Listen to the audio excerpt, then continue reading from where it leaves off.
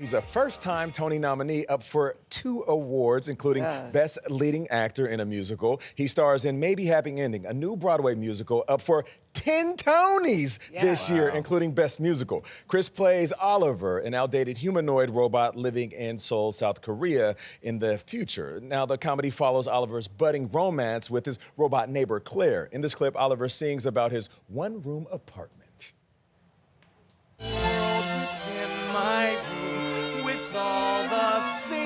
I own here. I'm never alone here. Busy, happy, no need for frills or updating. It's perfectly perfect for waiting. And wait's not. Darren Criss joins us now. Good morning. Good morning.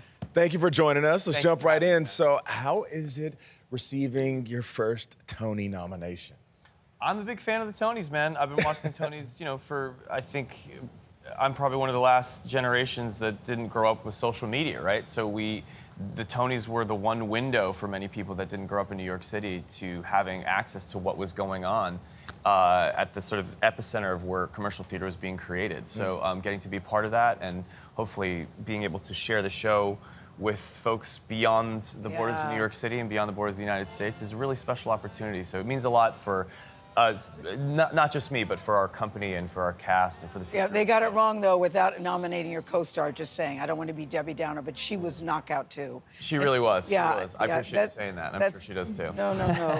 That was a bittersweet moment for me. But when we watch you on the stage, I walked out of there. It's so magical, Darren. I felt like a kid. It made me, listen, I've always believed in love, but it just reaffirmed how good love feels and how good love is. I felt You felt like skipping out. Yes, I did. I felt like skipping as a little kid.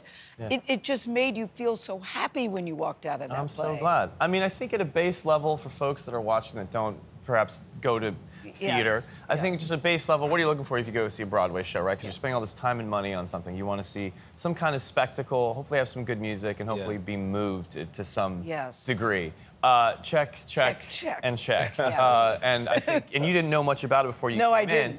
And I think the show kind of rewards that. And I think in a day and age where we know everything, everywhere, all at once on our phones, it's nice to actually genuinely be able to discover something new and dazzling, and getting to experience that and sharing that with people 8 times a week is pretty amazing. And you'll notice I'm not even talking about what the show is about, just as But the performance adds to it, defies too. summary, but the performance. It does defy summary, But talk a little bit about the performance, because you're a human playing a robot that's trying to figure out humans. So how do you get that right? I don't know. The jury's out. You'll have to find out yourself. But listen, I could take you down the really esoteric rabbit hole of drama school terminology and stuff. But in short, the idea is to create a theatrical experience, right? And you want to, telegraph immediately to an audience that this is not a human being. One of these things is not like the other. So there are certain physicalities and characterizations that kind of make you go, what is going on here? This is not me.